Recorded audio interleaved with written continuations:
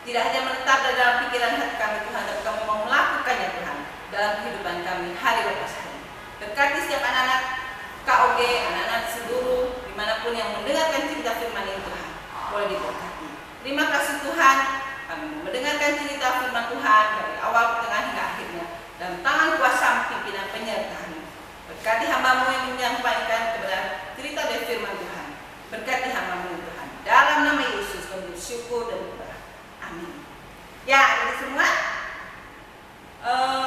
Paskah sudah lalu ya. Sekarang waktunya kita sudah merayakan hari Paskah. Dan kita tahu sendiri Paskah itu adalah hari di mana Tuhan Yesus bangkit dari antara mati. Ya, jadi di sini Lause mau cerita tentang Tuhanku hidup. Lause ambil dari Lukas 24 ayat 1 sampai 12. Adik-adik yang tidak bisa buka Alkitab boleh membuka Alkitabnya di Lukas 24 ayat 1 sampai 15. Nah, di situ dikatakan kebangkitan Yesus. Temanya minggu ini adalah Tuhanku hidup. Nah, langsung mau ceritakan cerita firman Tuhan dari tokoh Alkitab yang luar biasa. Tokoh idola. Nah, jadi Tuhan Yesus ini ada idola murid-muridnya Tuhan Yesus. Dia sangat diidolakan oleh murid-muridnya.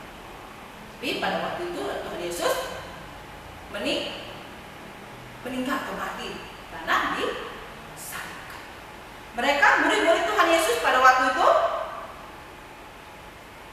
menjadi kecewa. Mereka sangat ketakutan karena apa yang mereka idolakan, apa yang mereka banggakan ternyata telah disalibkan di atas kayu salib dan telah meninggal. Mereka menjadi ketakutan pada waktu itu. Jadi murid Tuhan Yesus pada waktu itu mereka tetap mau berdoa, tapi mereka ragu-ragu, jadi ketakutan. Jadi doa mereka tidak maksimal. Mereka tidak berani keluar rumah. Mereka tetap mencoba berdoa. Dia tetap takut. Tidak ada pun orang berani menjumpai untuk datang ke makam atau kuburan Tuhan Yesus pada waktu itu. Jadi tahukah Tuhan Yesus dikubur di sebuah gua. Padahal itu gua yang ditutup sebuah batu yang sangat berat sekali. Nah, tidak ada satupun muridnya yang mau datang untuk menziarah untuk datang berdoa ke sana, mendoakan Tuhan Yesus. Mereka ketakutan karena Tuhan Yesus telah disalibkan pada itu. Nah, jadi walaupun murid-murid ada sebagian yang merasa ketakutan, tapi ada sebagian murid-murid yang tidak pernah takut. Mereka adalah dalam Lukas 24 ayat 1 sampai 12 ini, mereka adalah perempuan-perempuan yang pada waktu itu dalam perempuan yang mengikuti ajaran Tuhan Yesus. Mereka bangun pagi-pagi di ayat 24 ayat 1, gak usah bacakan ya. Tetapi pagi-pagi benar pada hari pertama minggu itu mereka pergi ke kubur membawa rempah-rempah yang telah disediakan mereka. Nah, jadi mereka membawa rempah-rempah pagi-pagi ke kuburan Tuhan Yesus. Buat apa mereka bawa rempah-rempah? Buat apa? Ada yang tahu? Iya, ada nih. Perempuan-perempuan ini yang adalah waktu itu adalah pengikut Tuhan Yesus. Mereka masih tetap percaya bahwa Tuhan Yesus. Mereka datang pagi-pagi sekali sebelum ayam berkokok. Wow, pagi sekali ya. Mereka tidak takut. Mereka tetap mengidolakan Tuhan Yesus. Mereka datang pagi-pagi sekali sebelum ayam berkokok dan belum banyak orang bangun. Mereka datang membawa rempah-rempah. Hendak apa? Mereka memberanikan diri untuk mendatangi kuburan Yesus. Hendak apa? Membawa rempah-rempah itu. Mereka hendak menaburkan rempah-rempah dan wangi-wangian itu di luar kuburan Tuhan Yesus. Buat apa? Mewangikan tamannya di kuburan Tuhan Yesus, supaya mereka berpikir tidak menimbulkan bau atau tidak merusak suasana indahnya taman itu. Jadi perempuan-perempuan ini ada tahu nggak siapa perempuan ini? Perempuan ini adalah yang pertama dia ada Maria Magdala, Yohana, dan Maria ibu Yakobus. Nah, ketiga perempuan ini dia sangat berani. Mereka datang untuk membawa rempah-rempah pagi-pagi hari sekali sebelum ayam dan mereka bergegas buru-buru sampai tiba di depan pintu kubur itu. Mereka kaget, pintunya terbuka. Kuburan pintu gua itu terbuka. Apa yang terjadi? Ada yang tahu?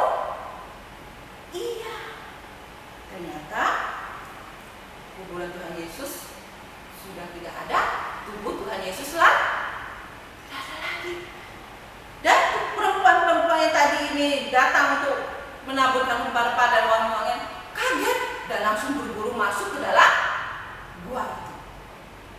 Ada yang tahu nggak berapa beratnya pintu penutup gua itu? Kira-kira itu 10 ton. Wow, berat ya. Kok bisa ya? Andai kata kita di sana kita berpikir, kok bisa ya batu sebesar itu tiba-tiba terguling sendiri. Dan terus mayat Tuhan Yesus kemana? Terus kita banyak bertanya pasti. Kalau kita ada di sana, terus apa yang terjadi? Mereka masuk ke dalam perempuan tadi, masuk ke dalam kuburan Tuhan Yesus dan mendapati apa? Hanya kain kapan Tuhan Yesus dan tubuh Tuhan Yesus tidak ada.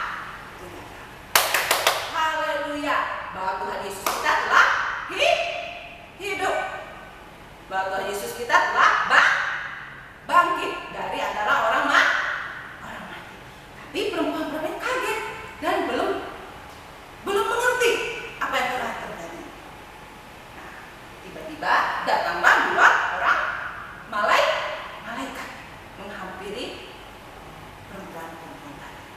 Dan malaikat itu berkata di Lukas 24 ayat yang ke-5. Kalau saya bacakan ya, ayat ke-5 sampai ke-6. Mereka sangat ketakutan dan menundukkan kepala. Tetapi kedua orang itu berkata kepada mereka, kedua orang itu maksudnya malaikat ya, berkata kepada mereka, "Mengapa kamu cari dia yang hidup di antara orang mati? Ia tidak ada di sini, ia telah bangkit.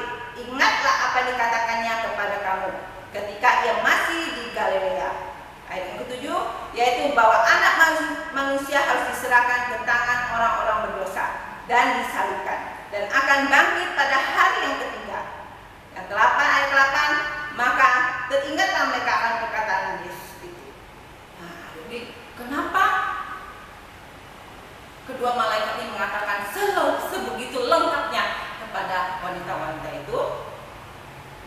Menjelaskan, kedua malaikat itu telah menjelaskan sebegitu lengkapnya supaya apa? Supaya para wanita ini mengerti bahwa mengingatkan kepada semua para wanita ini bahwa janji Tuhan Yesus tidak palsu. Ia pasti menepatinya dan ia mau murid-muridnya tahu bahwa Tuhan Yesus hidup. Haleluya ya, terpujilah nama Tuhan bahwa dia sangat hidup dan dia bangkit. Jadi gimana reaksi dari perempuan-perempuan tadi? Setelah mendengar apa yang dikatakan malaikat tadi, perempuan-perempuan ini segera melarikan diri, buru-buru berlari menuju kepada murid-murid yang lain dan menceritakan apa yang telah mereka dengar dan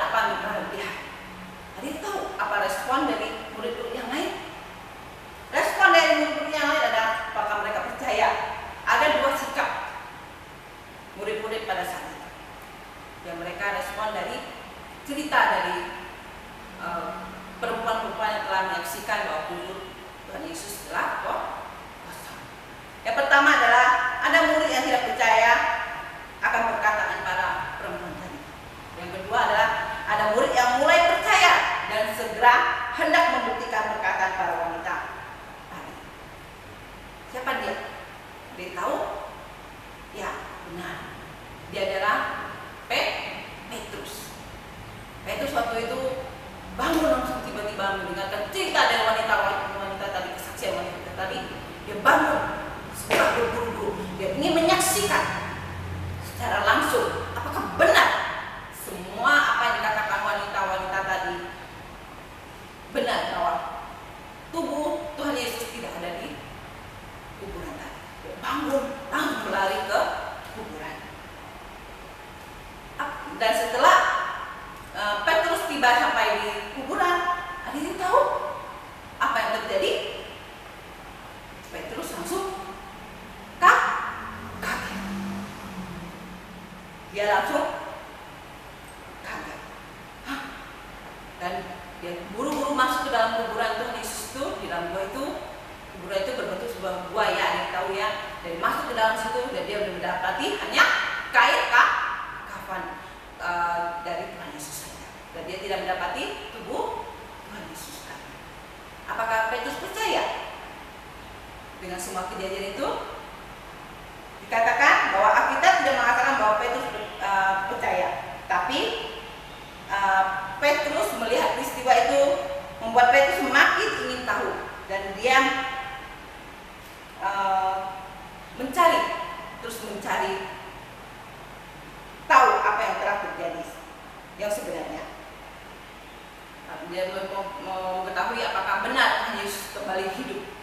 Nah, itulah Petrus dari ayat tadi yang kalau saya mau katakan di Lukas ayat 24 ayat yang ke 12. Kalau saya bacakan ya.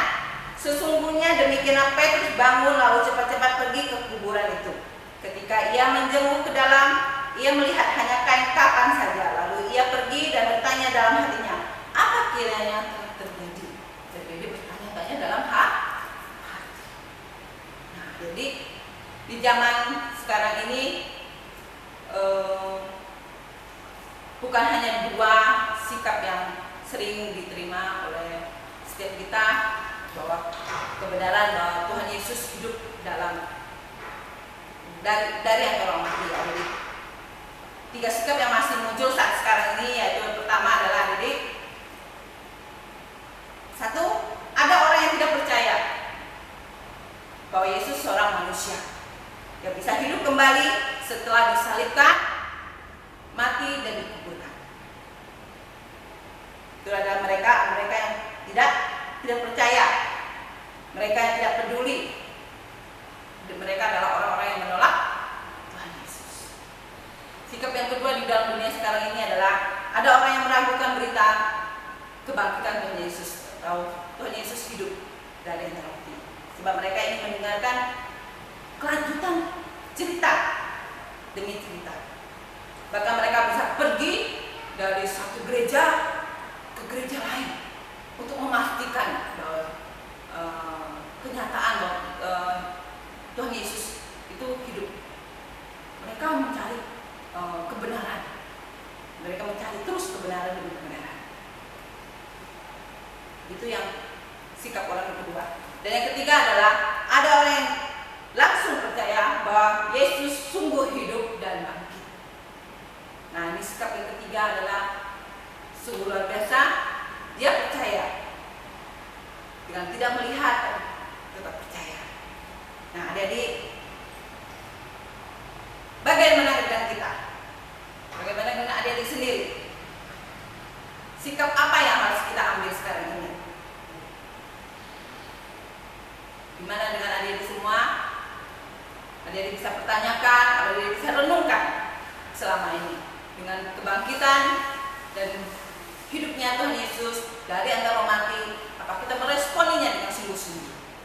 Kita percaya dengan sungguh-sungguh. Dan dalam setiap sikap yang